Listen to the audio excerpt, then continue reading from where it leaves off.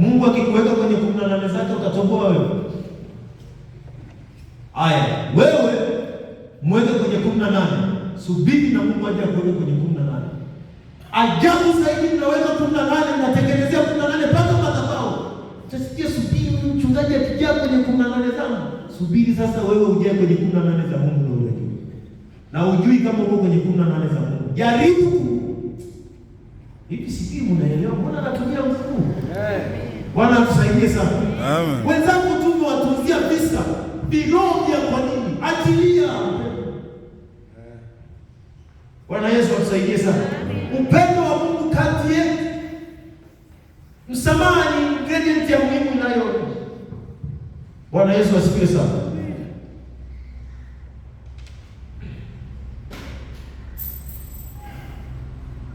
Naona muda wetu unakimbia sana. Bwana Yesu asifiwe sana. Nikwambie mambo mengine mawili kwa ufupi, alafu nikuoneshe mambo gani yanaupa upendo wa Mungu au yanaupa upendo thamani. Na haya mengine, upendo pia unaambatana na adhabu. Unaambatana na nini? Naomba niulize swali. Mimi ninajibu, si ndio? Ninajibu aidha mbinguni au hivi. Mtu anakuja ananiambia, mtumishi, pole umeumia, unajibu pole. Huyu mtu anafanya jambo baya. Lazima tu la kawaida, si ndio? Lakini wanakuja jamaa zao hapa kina Dickson na Ayubu na Sila. Ayubu anaambia Dickson, shika shingo na mikono, kamata. Sila anaambia kamata miguu, zirushe miguu, huyu kamata kiuno. Mnanikuta wamenikandamiza chini, alafu Ayubu anakandamiza jipu. Unasikia hiyo?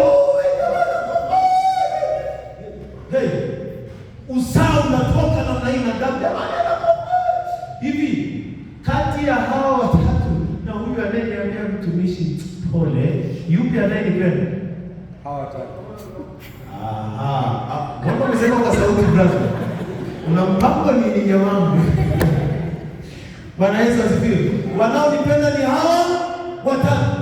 Wanataka kuondoa jipu wapi? Kwangu. Lakini linaondoka kwa nini? Kwa maumivu. Wakati mwingine upendo kuna kukemea. Mkemea Mkristo, huyo anaondoka. Nenda brother. Mama, nenda. Ukikemea ukiondoka, nenda. Njia iko nyeupe, lakini saa utarudi kwa spidi. Ushachelewa. Bwana tusaidie sana. Kwa hiyo upendo wakati mwingine ukiona wanakukemea, ukiona wanakuumiza, haimaanishi kukuumiza, wanamaanisha kukurejesha ukae sawa. Tukienda wote tuwe vizuri. Bwana Yesu asifiwe sana. Mungu mwenyewe anasema ninawapenda, ninawarudi kwa kiboko.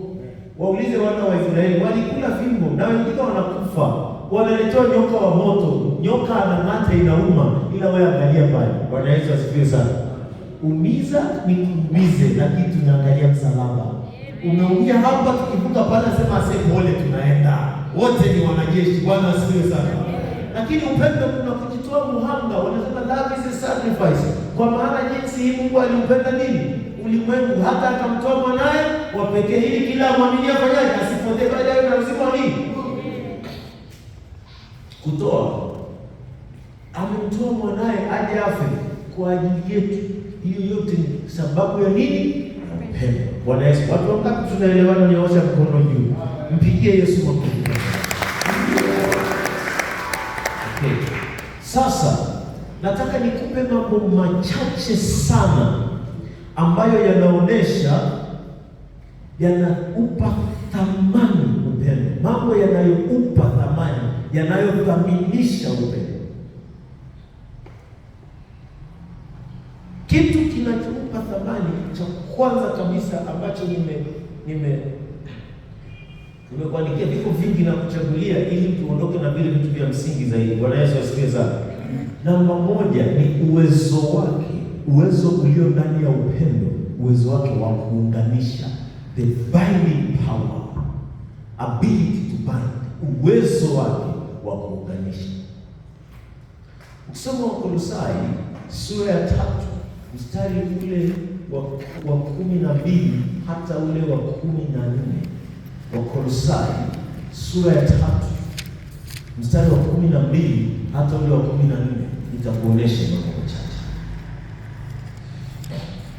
Basi kwa kuwa mmekuwa wateule wa Mungu watakatifu wapendwao, jivikeni moyo wa rehema, utu wema, unyenyekevu, pole, uvumilivu. Angalia mstari wa 13 mambo anayosema hapa. Mkifanyaje? Simefungua kwa Wakolosai sura ya 3 mstari wa 12 na mlio kusoma. Mmeshapata? Sasa itakuwa ni ajabu Wakolosai unaitafuta nyuma ya Mwanzo. Jamani, iko hata jipya. Umeshafika? Bwana Yesu asifiwe. Basi kwa kuwa mmekuwa wateule wa Mungu watakatifu wapendwao, jivikeni moyo wa rehema, utu wema, unyenyekevu, pole, uvumilivu. Mstari wa 13 unasemaje? Tusome kwa pamoja. Na mtu akiwa na sababu ya kumlaumu mwenzake, kama Bwana alivyowasamehe, vivyo hivyo. Mstari wa 14 tusome kwa sauti. Zaidi ya hayo yote jivikeni upendo, ndio kifungo cha ukamilifu. Zaidi ya hayo jivikeni upendo, ndio kifungo cha nini? Ukamilifu. Okay, haya mambo jamani, angalia haya mambo anayosema. Upendo uko hivi, una tree diagram. Upendo una moyo wa rehema, utu wema, unyenyekevu, upole, uvumilivu, mkichukuliana, kusameheana na kila kitu. Hawa watu moyo wa rehema, maana yake kuna wenye uhitaji ambao hawawezi kulipa fadhila, ambao wamekosea, wanahitaji kusamehewa. Lakini utu wema kuna ukarimu, si ndio? Hivi vitu vingine ambavyo vinatakiwa vio kwetu. Unyenyekevu kuna watu wana kiburi. Upole kuna watu ni wakorofi, arrogant. Uvumilivu kuna watu wanapata tamaa mapema. Mkichukuliana, maana yake kuna watu wana madhaifu ambayo sisi tunatakiwa kuwakaba ili wasiwe. Kusameheana, tunaweza kukoseana katika kuendelea. Haya yote yanaweza kutokea kati yetu. Hawa wote wanatokea pamoja. Watu wenye utu wema, watu wenye moyo wa rehema, watu wenye unyenyekevu, watu wapole. Maana kinyume chake kuna watu wakorofi, kuna watu wakoje, kuna watu, lakini kwa upendo unaweza kutuunganisha sisi wote, na hayo yote yasionekane, lakini Mungu akaonekana kati yetu. Bwana Yesu asifiwe sana. Na ndio maana kule kwa Yohana anasema hivi, hakuna mtu aliyewahi kumwona Mungu. Hivi sijui umejiuliza? Hebu niangalie nikutafakarishe kitu. Yohana ni mwanafunzi wa nani? Wa Yesu, si ndio? Yohana ni mwanafunzi wa nani? Yohana ameandika Injili ya Yohana Mtakatifu. Yohana ameandika vitabu hizi nyaraka tulizosoma 3, waraka wa kwanza, wa pili na watatu wa nani? Wa Yohana. Lakini Yohana ameandika kitabu cha mwisho katika Biblia kinaitwa Ufunuo wa nani? Wa Yohana. Alafu Yohana huyu ndio anatuandikia, hakuna mtu aliyewahi kumwona nani? Mungu. Umewahi kujiuliza hiyo? Tumesoma pale. Anasema lakini tukipendana.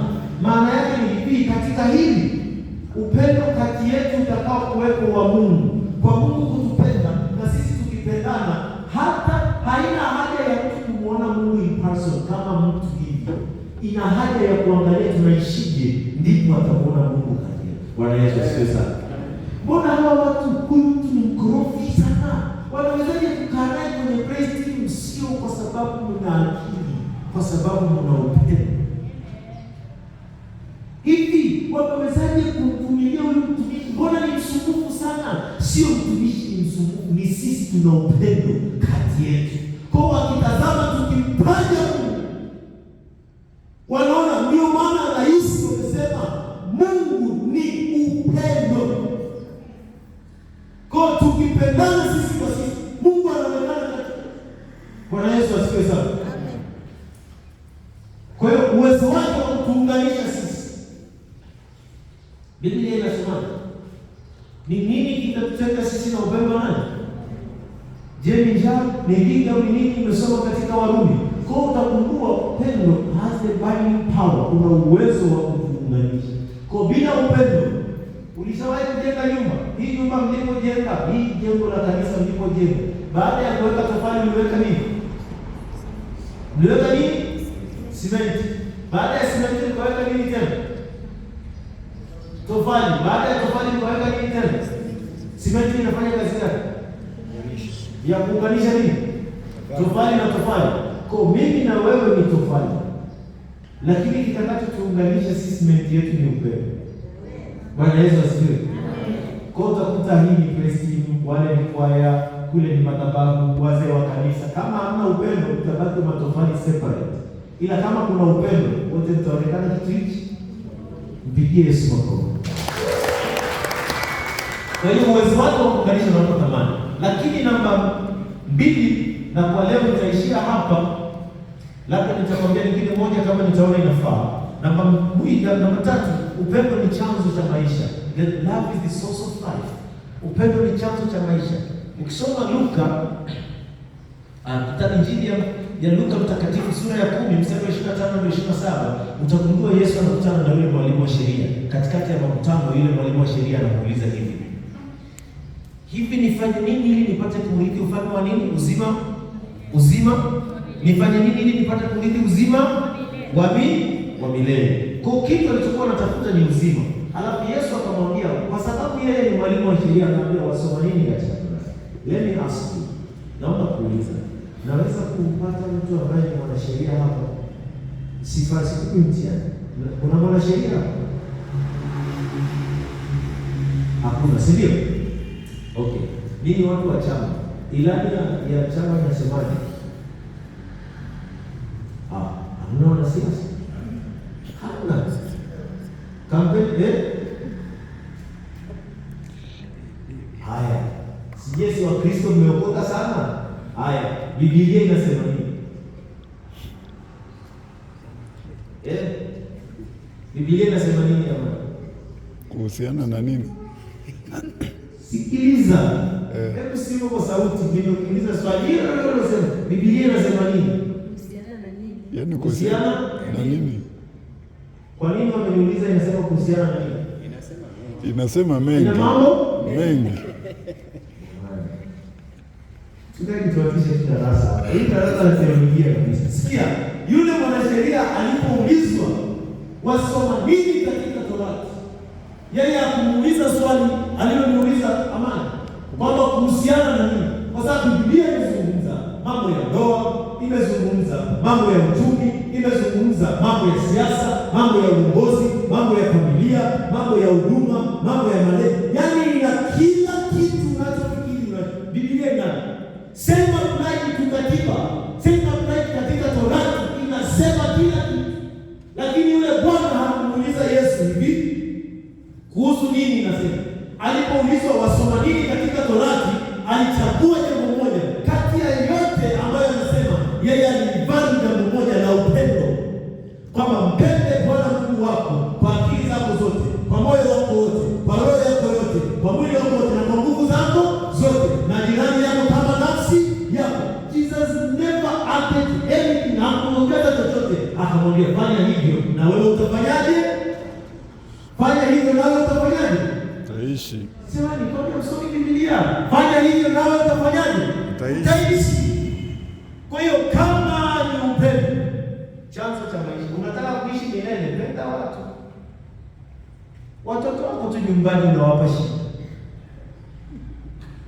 Familia tu, baba na mama hapo unasumbuana. Jamani, ni Mungu atusaidie. Sisi hatujaoa tunatukana mama kabla hatujavuka mto. Bwana Yesu asifiwe. Asemaje? Sipiti njia ya mtoni. Na kama ni daraja Yesu ashatengeneza. Mama anamtukana na kuna daraja hapo. Bwana Yesu asifiwe sana. Kwa upendo